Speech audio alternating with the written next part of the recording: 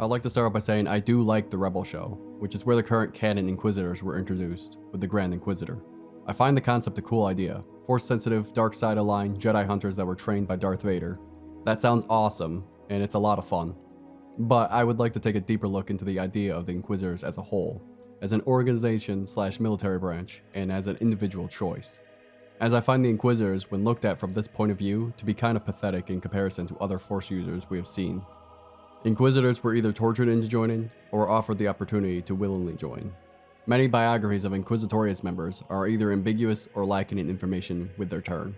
It seems as though half were tortured and the other half willingly turned to the dark side due to their increasing dissatisfaction with the Jedi Order. The ones that willingly joined seemed to me that some grew angry at how the Order was operating in one way or another. And so when the Republic transformed into the Empire and they were spared during Order 66, and for some reason or another, they had no issue in following the new body of government. The Inquisitors that fell into this category, I can see a point in. However, I will explain their flaw momentarily. The others that willingly joined, I feel joined out of fear of being hunted down themselves. This is mostly speculative, as there's not too much information to go off of, but due to a lack of motivation listed, this would seem most plausible. And the ones that joined out of fear abandoned their beliefs for security and safety and flipped to remain safe. This to me is cowardice, as they don't hold any convictions and are frightened individuals that would betray everything if it meant they stayed safe. Then there are those that were tortured into joining the Inquisitorius. I find these individuals also to be weak and spineless, as we have seen other Jedi resist torture by the Empire, such as Kanan Jarrus. Yes, they were torturing Kanan for information, which would be different than forcing someone to join the Inquisitorius, but these individuals also betrayed everything they believed in order to not be tortured and to stay alive. Then you have the overarching issue. That brings me back to the ones that grew resentful and angry towards the Jedi Order, as well as the ones that joined out of fear and tortured.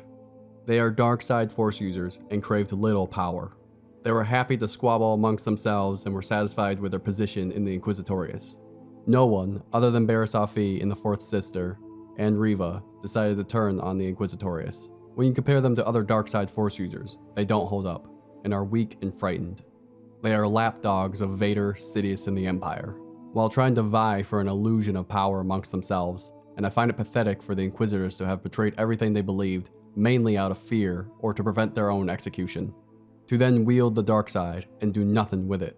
None of them tried to gain broader dark side knowledge or grow at all. They fell in line and did what they were told, out of fear. This all being said, I do find the Inquisitors an interesting concept, and even was executed well. These were just my thoughts on the Inquisitorius when compared to other dark side Force users. But these are just my thoughts. What do you think? Do you find the Inquisitors to be worthy dark side Force users? Like and subscribe for more Star Wars content like this, and may the Force be with you, always.